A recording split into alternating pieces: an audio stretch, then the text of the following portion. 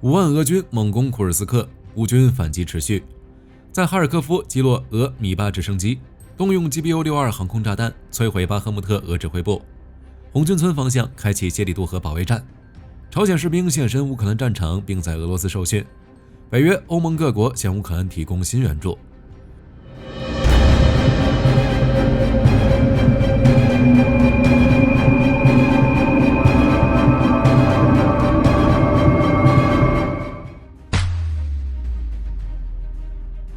据 SW 最新的报道，从10日晚开始，俄军加紧了驱逐乌军部队的步伐。俄方报道称，俄军第155、第810、第40海军步兵旅、第11空降旅、第1220摩托化步枪团以及未知名的车臣阿赫马特部队正在进行强化反击，且几乎消灭了格卢什科夫斯基区、克列涅夫斯基区、苏战斯基区3个区内乌军所有较小的突出部。在克列涅沃东南方向，俄军使博主称，俄军正向托尔斯蒂卢格郊区推进，并有报道称，俄军包围了刘比莫夫卡附近的乌军，但该消息尚未得到证实。前线乌军只承认其遭到了俄军猛烈进攻。如位于库尔斯克前线的乌军中尉列昂尼德·阿列克斯宣称，俄军在进攻莫比柳夫卡时动用了30辆坦克和装甲车，尽管乌军拼死摧毁了俄军半数的装备，但仍被俄军用人堆出了一定战果。目前乌军正巩固阵地反击，战斗仍在继续。在苏贾方向，俄方消息称，俄军突破了马蒂诺夫卡的乌军方向，并正在包围普列霍沃的乌军阵地。对此，希尔斯基司令表示，自8月6日乌军攻入库尔斯克以来，俄军已从其他作战方向向库尔斯克州重新部署了大约5万名士兵，特别是在扎波罗热、赫尔松和克拉马托尔斯克等方向。俄军加强反击的目的，可能是想在冬季恶劣天气条件开始限制战机机动前，将乌军赶出库尔斯克州。不过，据 ISW 分析认为，尽管俄军仍会向库尔斯克调集更多的资源和兵力，但根据以往的战场经验，俄军进展不会很快。仅未来几个月的话，俄军是无法将乌军从库尔斯克赶出去的，这将是一场更大的消耗战。在乌克兰战场，乌俄两军也各自有进展。在哈尔科夫方向，乌军第3突击旅在无人机和火炮的加持下，向俄军阵地发起新突袭，不仅收复了一小块失地。乌克兰总参谋部11日报告还称，乌军还在哈尔科夫方向击落了俄军一架米8直升机。之前火力军曾分析过，随着俄军加大空袭力度，大量投掷滑翔制导炸弹后，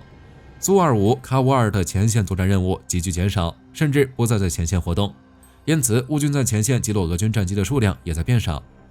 现在这架米8直升机突然出现在前线战场，不排除其当时正在执行重要运输任务的可能性。在顿涅茨克，据开源情报报道，10月11日，乌军在持续的反击行动中，在巴赫穆特方向动用 GBU-62 JDAM-ER 航空制导炸弹，袭击了当地一个俄军指挥部。前线传回的画面显示，乌军导弹精准击中目标，紧接着便是大规模爆炸，具体战损有待后续进一步披露。但初步信息显示，这个俄军指挥部已经被完全摧毁。此外，据乌克兰卢甘斯克部队集团发言人阿纳斯塔西亚·博博夫尼科娃表示，在隔壁的恰索夫亚尔，由于俄军试图切断其东郊的陆地交通，与乌军发生激战而损失惨重。目前，俄军已经放缓了进攻速度，并正向该地区转移增援部队。不过，塔斯社援引俄罗斯安全部队的消息报道称，乌军从恰索夫亚尔西郊阵地撤出。在托列茨克方向，俄军在用火炮摧毁乌军防御工事和建筑物，攻入托列茨克市区后，开启了突击小组式的进攻。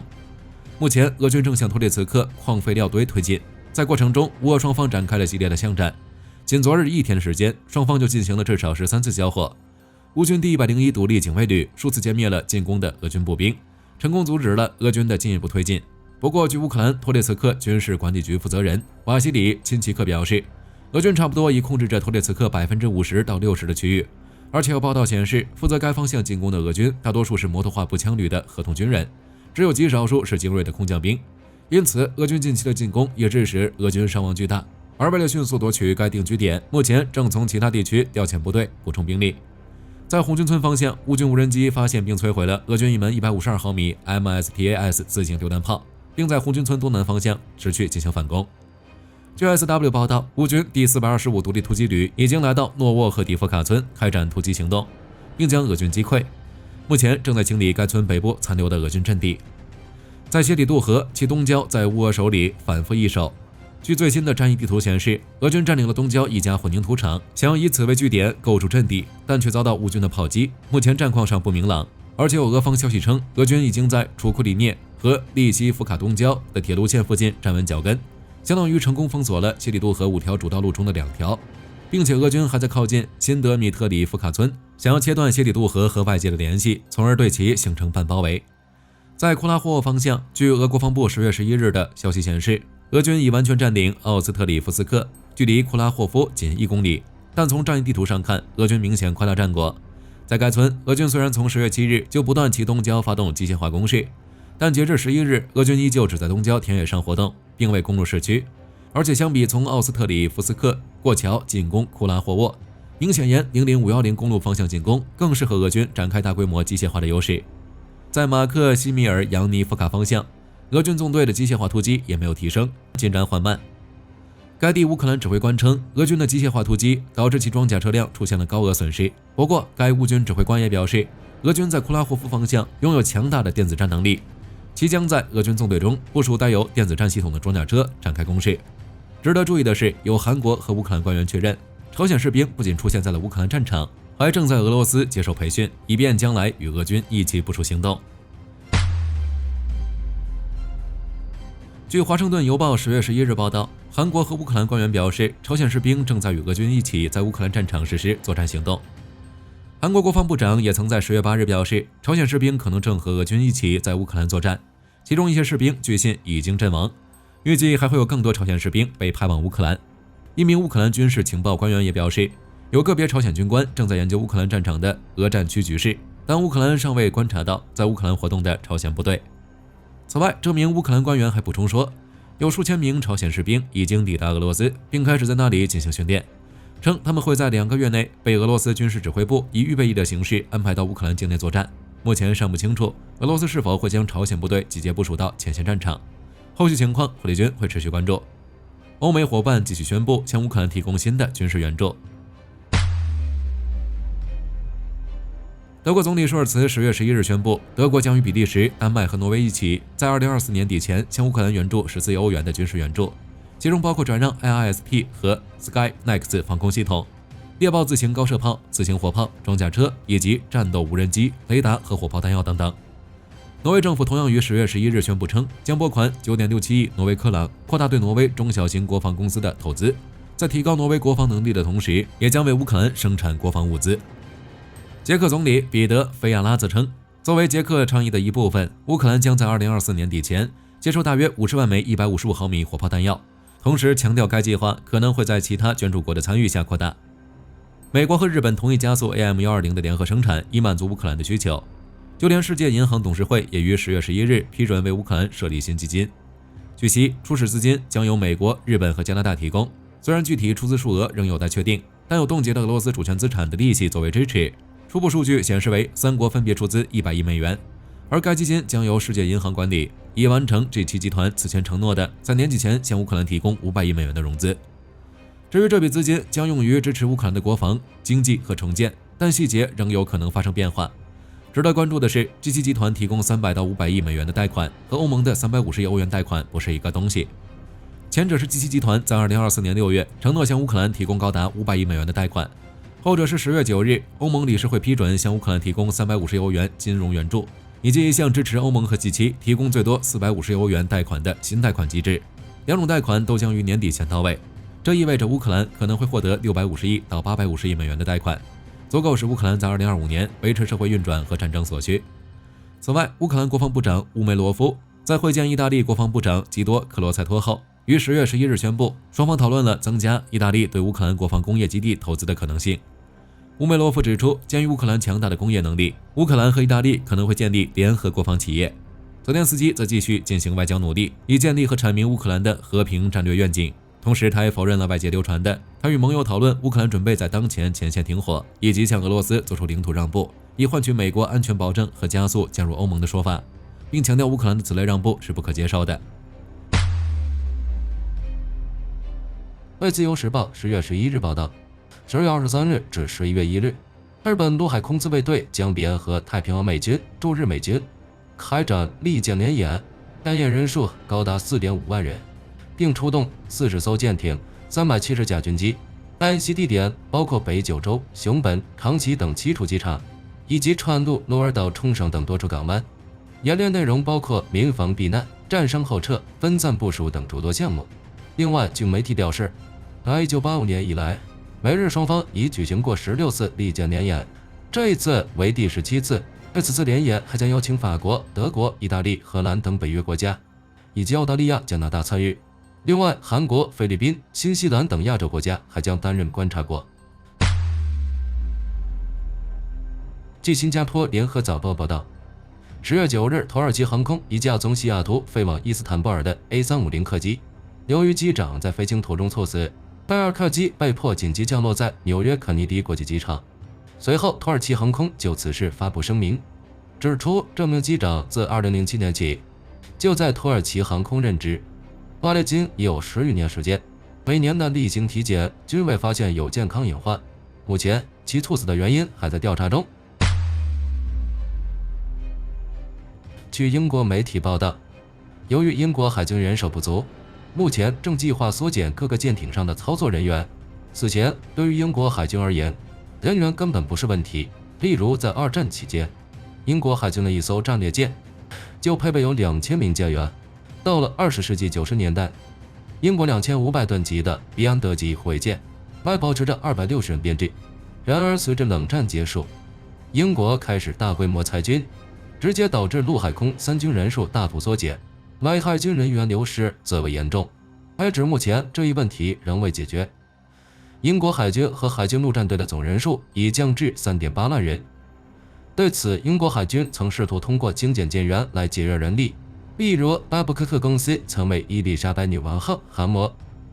配备高度自动化的武器处理系统，而其人员编制缩减至750人，仅为前一代航母人数的1/3。如今，巴布科克公司又准备对31型护卫舰动手，打算把这艘6000吨级的舰艇精简到只需110名舰员就能完成各自对应的操作，并为此列出了一份由士兵实操向自动化过渡的报告，旨在精简舰员的同时，还能维持其作战性能。如果这次减员计划能够成功，相较于英国海军现役的23型护卫舰185人、26型护卫舰157人，以及45型驱逐舰191人的编制，31型护卫舰110人的编制就显得尤为突出。不排除英国后续会把相关的减员方案扩展到其他舰艇上。同时，英国军工企业还在加紧研制无人作战舰艇，以进一步应对人员短缺问题。据路透社报道，第3周以来，以色列不断针对真主党的领导层展开军事行动，导致其整个领导层一度处于混乱状态。然而，有消息人士透露，尽管上述事件给真主党造成了巨大打击，但该组织目前仍拥有大量的武器装备，包括精准打击导弹等，具备持续作战能力。真主党一位前线指挥官表示，该组织正在重组领导层，将与以色列展开长时间的对抗行动。由于新的指挥链高度保密，其并未进一步透露相关细节。根据比利时媒体报道，10月10日，法国陆军接收了2辆全新升级的勒克莱尔 XL2 主战坦克。按照法国军备总局的说法，这是2024年以来法国陆军接收的第14辆和第15辆该型坦克。今年的目标是升级并交付21辆。目前，这2辆坦克已经分别交付给普罗旺斯训练中心和第2装甲旅第12胸甲骑兵团。另外，根据法国陆军2024年到2030年军事规划法，该国计划到2030年前累计升级160辆勒克莱尔主战坦克，另外还有40辆计划在2035年之前完成升级。为此，法国国防承包商莱驰系统公司已获得了100辆勒克莱尔主战坦克的现代化升级订单，得以确保勒克莱尔主战坦克在下一代主地面作战系统到来之前，仍然是法国陆军装甲部队的核心。升级后的勒克莱尔 XL2 主战坦克引入了全新的蝎子作战系统，通过整合该系统，可以让其与蝎子计划中的其他作战车辆共享即时战术数据，例如鹰狮多功能装甲车、美洲豹装甲侦察战斗车等。在防护方面，集成了新的装甲套件，例如车体和炮塔添加了模块化装甲，炮塔北部和车体后部以及两侧安装了格栅装甲，大幅提升了整体的防护能力。在武器方面，升级了火控系统，提高了120毫米主炮的精度，而且按照法国计划，2025年还将会为其安装遥控武器站，增强其远距离攻击静止和移动目标的能力。2028年还将为其配备先进的瞄准镜，雷电在夜间行动或能见度低的环境下，也能够及时发现敌人并进行精准打击。在系统方面，配备了全新的数字化战场管理系统，可提供有关坦克位置、弹药和燃料的即时数据。目前完成升级后的勒克莱尔 XL2 主战坦克，安重提升至63吨。至于其机动性是否会受到影响，法国尚未提供有关信息。印度计划建造核潜艇。根据《自由时报》10月10日报道，印度目前拥有19艘潜艇，其中只有2艘核动力潜艇。为了进一步提升海军战力，印度决定新建2艘核动力潜艇，并购买31架美制远程无人机，总价值约为3500亿卢比。需要注意到是，印度对这2艘核潜艇有着非常明确的规定，要求其尽量使用印度国产设备。而且，为了优先推进核动力攻击潜艇研发进程，未来印度不仅打算延后国产航母的建造进度，还计划与法国合作一同开发。这主要是因为法国海军集团不仅开发过苏日级核动力潜艇，还为印度建造了鲶鱼级柴电潜艇的合约。据印度估计，首艘国产核动力攻击潜艇或将于2040年服役。另外，按照印度计划，莫纳在2030年前建造24艘潜艇，其中包括18艘柴电潜艇和6艘核动力潜艇。不过，截至目前，印度只有6艘鲶鱼级柴电潜艇服役。根据日本共同社10月9日报道，为加强日韩的军事合作关系，韩国国防部已允许日本自卫队临时进入驻韩美军基地。根据欧亚时报10月10日报道，塞尔维亚总统武契奇在克罗地亚峰会上签署了一份声明，不仅痛斥了俄罗斯的战争行为，还表示支持乌克兰领土完整。随后有媒体表示，塞尔维亚的外交政策正在发生明显转变，例如此前其与俄罗斯相当亲近，不过却暗中通过第三方向乌克兰出口弹药，随后又拒绝了金砖国家峰会邀请，并放弃采购俄罗斯战机，而选择购买法国阵风战机。根据中时新闻网10月12日报道，美国国防部在9月底分享了一段影片，显示德国飞行员和美国飞行员在德国拉姆施泰因空军基地分别驾驶台风战机和 F-35战机，展开了一场空战竞赛。美国军方表示，这是美国空军第一次在欧洲举办此类竞赛，让北约飞行员与更多类型的战机交手，从而增加相应的战斗经验，同时还能够让飞行员熟悉盟军的装备和技术，增强彼此间的作业互通性。根据新西兰先驱报10月11日报道，新西兰皇家海军马纳瓦努1号于10月5日在萨摩亚海域触礁，并于10月6日沉没。